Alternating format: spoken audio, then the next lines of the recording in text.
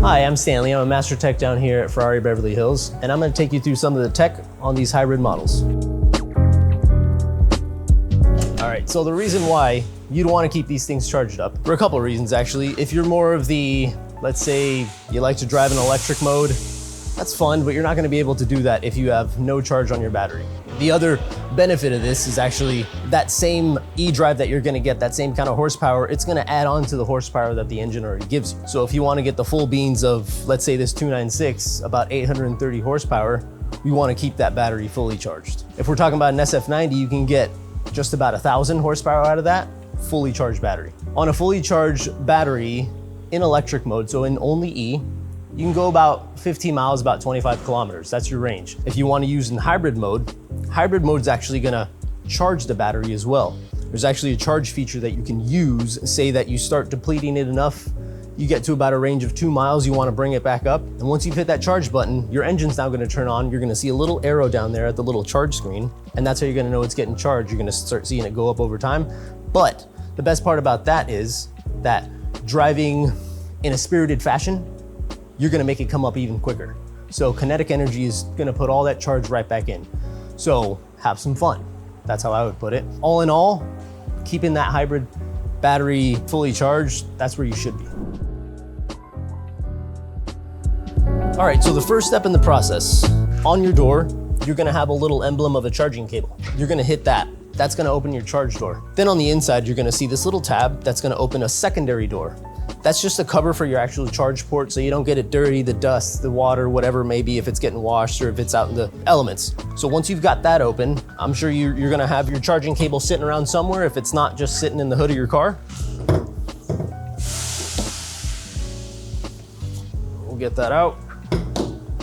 Close that back up, and now we're gonna go over to the wall. So now I'm here at the wall outlet. What I'm gonna look for is a solid blue light at that first LED. Out of the two, that first top one, I'm looking for it to be solid. That's gonna tell me that I'm actually connected into the wall. Now, so now I'm showing that I am connected. These chargers will pull a maximum of 15 amps. That's the maximum it'll pull. Normally it'll charge at about 10 amps, so about 2.4 kilowatts or so. In doing that, what you don't wanna have is multiple things connected to that same outlet source, right? Even if it runs on the same circuit, it can still blow. It can still trip the breaker, whatever it may be. You'd hope that's all it would be. If you're gonna be charging more than one hybrid Ferrari, you have to pretty much set yourself up to it potentially pulling 30 amps. So you'd wanna have something that's rated for 30 or more. Normally, I would say the least amount you should have is 20 on something like this. If you happen to see while it's connected to the actual car, that first one is actually just blinking, that just means that you're done charging. If you're no longer seeing two flashing blue lights, that's gonna indicate that it's fully charged, we're all good to go. Now that we've got the charging cable, you're gonna wanna take off the cover from the actual charger. Then you're gonna come over, you've already opened the door for the actual charge port. Just verify you don't have any water in there, you don't have any sort of dust or any sort of accumulation of anything really. It looks clean, that's why you have the little door up front. But now we're gonna put it in, now we're gonna charge it. You're gonna hear the click. That's how you know it's now connected. You're gonna look back at the charger that sits on the wall and you're gonna see those two flashing blue lights. If you see two flashing blue lights, you know this is now charging. The other way you can also tell is if you look at your instrument cluster, it's gonna give you an amount of time that it's gonna be charging for.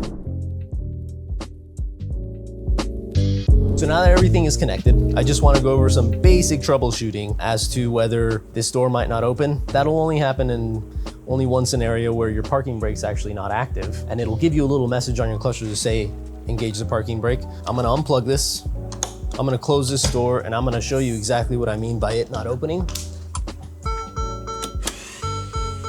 I've just removed the parking brake, right?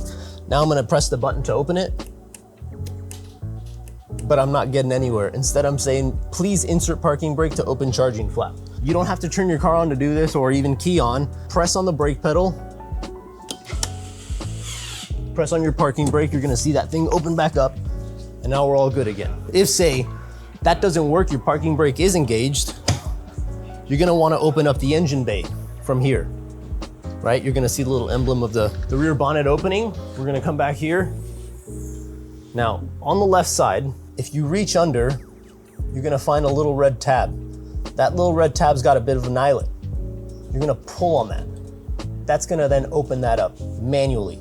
Now, if it just wasn't working on the door and the parking brake actually wasn't engaged, but you decided, I'm just gonna come back here and open it from here, it'll automatically engage your parking brake. Now, the other thing I do wanna mention too is this being connected, right? Let's reconnect it.